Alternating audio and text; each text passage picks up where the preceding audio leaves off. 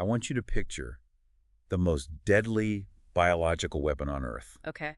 You're probably thinking of, I don't know, a tiger, maybe a shark, or something out of sci-fi. Uh-huh. But actually, it's a single cell floating on a petri dish that has just figured out how to ignore our best medicine. Today, we're looking at the operating system of bacteria. It sounds dramatic, but that really is the reality of modern medicine. We often think of bacteria as these simple, dumb little bugs. Right. But when you look at their genetics, how they store data, how they share it, and how they evolve, they are terrifyingly efficient. And that's really our mission today, isn't it? It is. We are taking a deep dive into Chapter 7 of Lippincott Illustrated Reviews, Microbiology. And we're acting as your last-minute lecture team to decode bacterial genetics. This is a cornerstone chapter. I mean, if you're a medical student or just someone trying to understand why we're running out of working antibiotics, this is the mechanism. We're not just talking about reproduction here. No, not at all. We are talking about how infectious diseases literally outsmart us. So lay up the map for us. We're going to look at the hard drive, the genome, and then what comes next. Okay, so we'll start with the bacterial genome structure, which is very different from ours. Then we'll look at the things that hunt bacteria, these viruses called bacteriophages. Okay. Then we'll break down the big 3 ways bacteria swap genes, kind of like trading cards. And finally, We'll see how they use those genes to resist antibiotics and, regulate their own energy with things like the lac operon. which I remember being a complete nightmare in biology class, so I'm really hoping we can make sense of it today. We will. But let's start with the basics. When I think of human DNA, I picture that neat little X shape, the chromosome, tucked away safely in a nucleus. Right, and that's a good way to think about it. Humans, we're hoarders. Hoarders, okay. We've got 23 pairs of chromosomes, a ton of non-coding DNA, all locked away in a vault. Bacteria are minimalists. Minimalists. Yeah, if you could zoom inside a bacterial cell, you wouldn't see a nucleus at all. You'd just see one massive, tangled loop of DNA cramming up the center of the cell. Wait, just one loop. Usually just one. A single, circular, double-stranded DNA molecule, and it's haploid. Haploid meaning there's no backup copy. Exactly. If a human gene breaks, we have a second copy from the other parent. If a bacterial gene breaks, well, that's it. Game over. That's high stakes. Extremely high. And this loop, it contains about 2,000 to 4,000 genes, and these are all the housekeeping genes. The essentials. The absolute essentials. How to build a cell wall, how to eat glucose. You cannot lose this chromosome. But the chapter mentions there's other DNA floating around in there too, smaller circles. Plasmids. Now, these are fascinating. If the chromosome is the factory's main operating system, plasmids are like downloadable content or apps you install later. Okay. They're these tiny circles of DNA, totally separate from the main chromosome, and they replicate all on their own. So they're optional. In a perfect world, yeah. A bacterium doesn't strictly need a plasmid to grow on a nice, safe agar plate. But if that bacterium suddenly finds itself in a hospital bloodstream full of penicillin, then that plasmid becomes the most important thing it owns. Plasmids carry the non-essential, but, high-value traits like antibiotic resistance genes or toxins. it's like a survival kit. You don't need it to watch TV on your couch, but if you're lost in the woods, you really, really want it. That is a perfect analogy. And because they're small and separate, they are so easy to share. But before we get to the sharing, there's one more structural oddity in the genome. They're called pathogenicity islands. Which sounds like the worst vacation destination ever. It really, really is. These are large chunks of DNA inside the main chromosome that just look suspicious. Suspicious. They have a different chemical signature, specifically a different ratio of G and C nucleotides compared to the rest of the genome. So it looks like code that was just copy-pasted from a different species. Exactly that. It implies that at some point in its history, this bacteria acquired a weapon pack from somewhere else. And what's in this weapon pack? Usually genes for virulence, things like adhesins to stick to your throat, or secretion systems to inject toxins. It can turn a harmless bacterium into a killer just instantly. Okay, so we've got the main loop, the survival kit plasmids, and these stolen islands of weaponized code. Yeah. But bacteria aren't the only ones playing this game. Right. We have to talk about the things that try to kill them. The bacteriophages, or just phages for short. I always find this mind-blowing. Bacteria make us sick, but phages make bacteria sick. It's a whole little ecosystem down there. It is. A phage is essentially a virus that only targets bacteria. And they are brutal, efficient machines, basically just a protein shell holding some genetic material. The diagram in the book makes them look like little lunar landers. That's a classic T4 phage. The mechanism is terrifying. Hmm. The phage lands on the bacteria. That's step one, adsorption. But unlike human viruses that often get swallowed whole by our cells, the phage acts more like a syringe. A syringe. It sits on the surface and injects its DNA into the bacteria, leaving its empty protein shell just sitting on the outside. So the ghost enters the machine, and the body is left behind. Right. And once that viral DNA is inside, it completely hijacks the factory. It forces the bacteria to stop making bacterial parts and start mass-producing viral DNA and viral proteins. And they all just assemble themselves inside the cell. They self-assemble into hundreds of new viruses. And boom, lysis. The phage produces an enzyme called lysozyme, which literally digests the bacterial cell wall from the inside out, and the cell just bursts open. The bacteria dies, and hundreds of new phages fled out to hunt the neighbors. It's the cycle. The book shows a visual of this called a plaque assay. It looks like a petri dish that's cloudy, but with these clear polka dots all over it. Yes, and students really need to be able to interpret that image. The cloudy part is the lawn. That's millions of healthy bacteria growing together. And the clear circles. The plaques. Those are dead zones. That's where one single virus landed, killed a cell, released its babies, which then killed the neighbors, and so on, creating a widening circle of death. It's a battlefield map. It is, but that's only one outcome. That's the virulent phage. There's another type, a much sneakier type, called a temperate phage. Temperate implies it's calmer. It's more patient. A temperate phage injects its DNA, but instead of blowing up the cell immediately, it plays the long game. It integrates its viral DNA right into the bacterial chromosome. So it hides in the hard drive. Yes. It becomes what's known as a prophage. Oh. The bacteria doesn't die. In fact, it might not even know the virus is there. And every time the bacteria divides. It copies its own DNA and the viral DNA. The virus spreads silently through the whole population. That's called lysogeny, right? Correct. And here's the crazy part. Sometimes having a virus sleeping in your DNA gives you a superpower. This is lysogenic conversion. For example, the bacteria that causes diphtheria is basically harmless, unless it has a specific prophage sleeping inside it. The virus actually carries the gene for the diphtheria toxin. So the bacteria is only dangerous because it's infected by a virus. Precisely. But this truce doesn't last forever. If the bacteria gets stressed, say UV light hits it, the virus senses the ship is sinking. And it bails.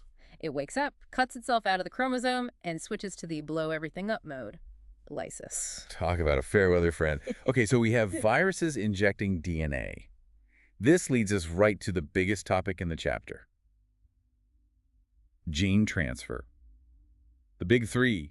Conjugation, transduction, and transformation.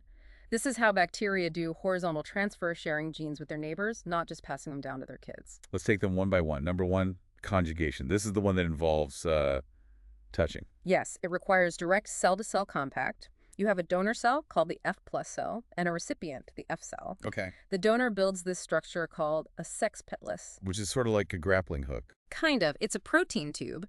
It latches onto the recipient and pulls it close, forming a bridge between the two cells. Then, the donor sends a copy of its plasmid across that bridge.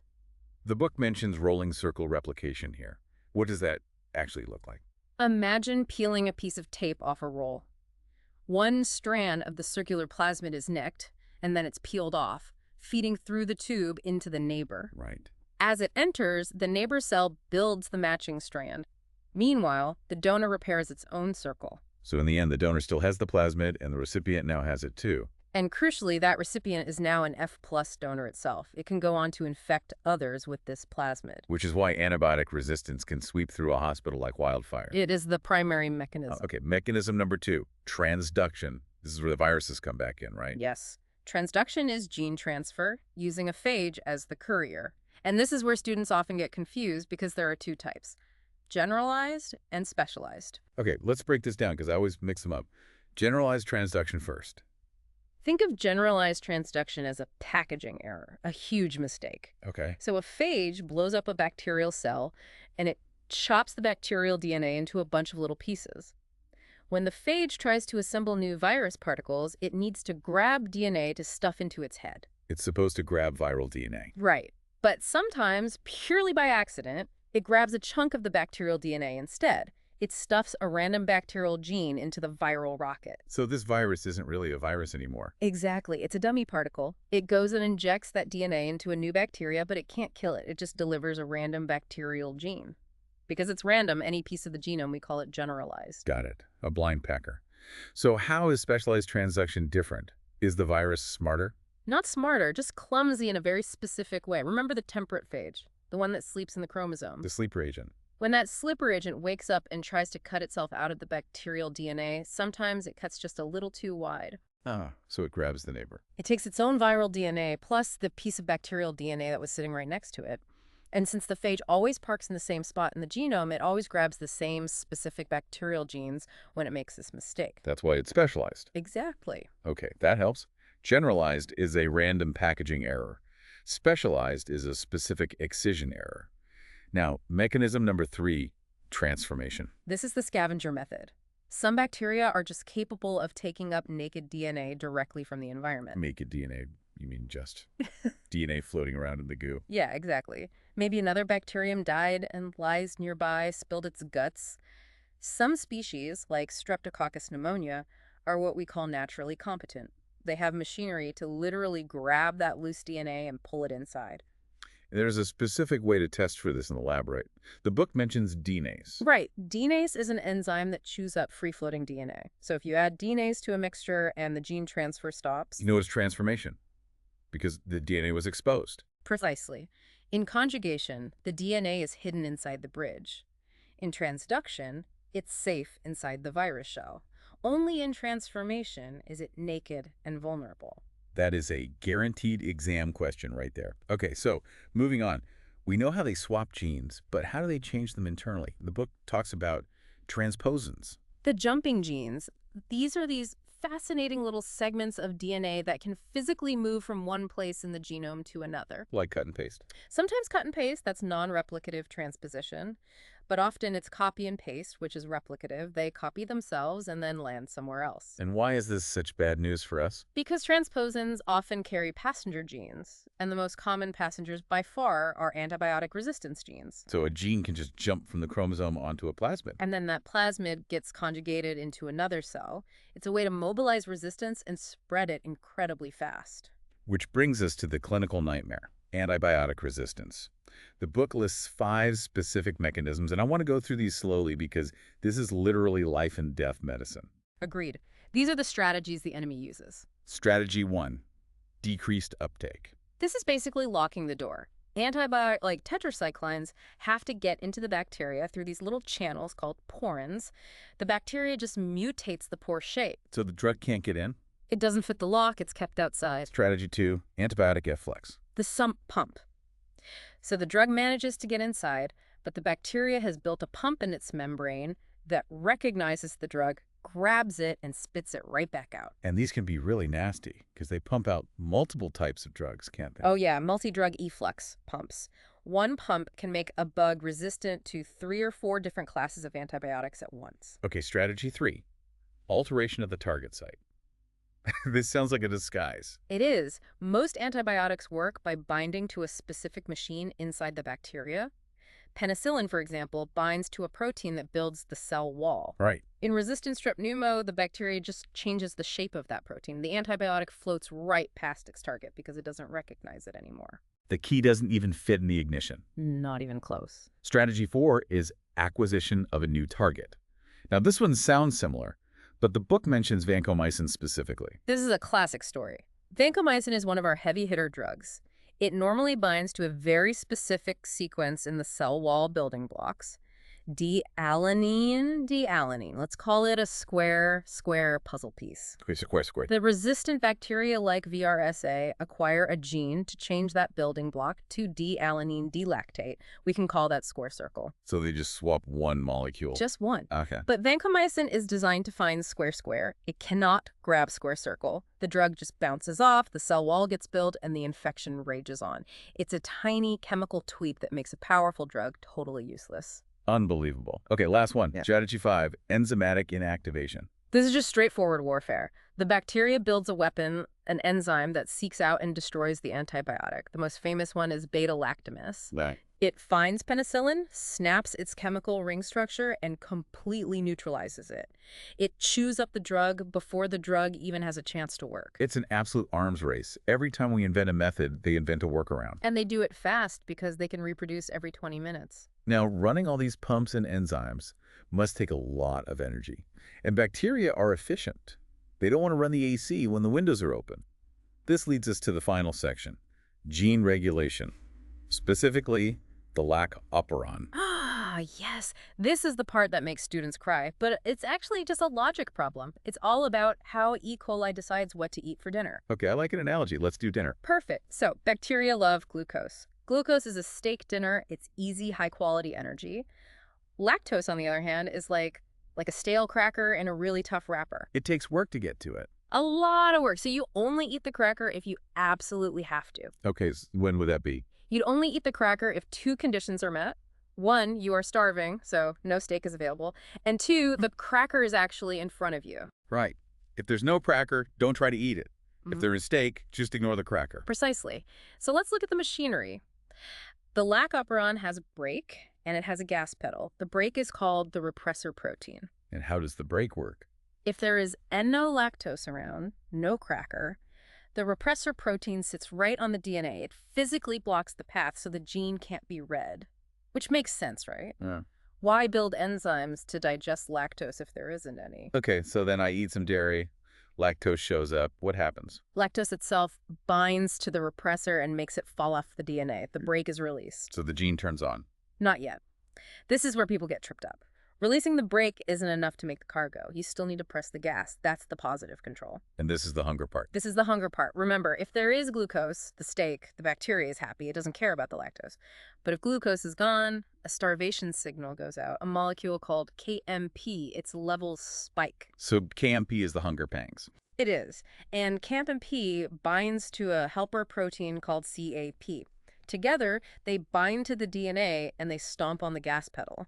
They basically tell the RNA polymerase, we're starving, start the engine now. So let me get this straight. To get the whole system on, you need two things to happen. You need lactose to be there to get the brake off. To get the repressor off, yep. And D, you need glucose to be gone so the gas pedal gets pushed. You got it. It's a dual key system. Both conditions have to be met. It ensures the bacteria never wastes energy digesting lactose when it could be enjoying a delicious steak dinner of glucose. That is wildly sophisticated for a single cell. It is. It's an environmental sensor coupled with a decision-making circuit. It's amazing. We have covered a huge amount of ground today. Yeah. I mean, from the circular genome to viral injectors, the trading of resistance genes, and the logic gates of digestion. If you take just one thing away from this deep dive, let it be the adaptability. We are not fighting a static enemy. We're fighting a network. Bacteria have this modular operating system where they can download updates, which are plasmids, get hacked by phages, and rewrite their own code with transposons, all to survive whatever we throw at them. Which means we need to be just as smart. For the students listening, go back and really look at figure 7.7 for the resistance mechanisms and 7.8 for the lac operon. If you can draw those from memory, you are ready for the exam. Absolutely. Don't just memorize the list. Understand the logic behind it. Thanks for diving in with us. We'll catch you on the next one. This is the Last Minute Lecture Team, signing off.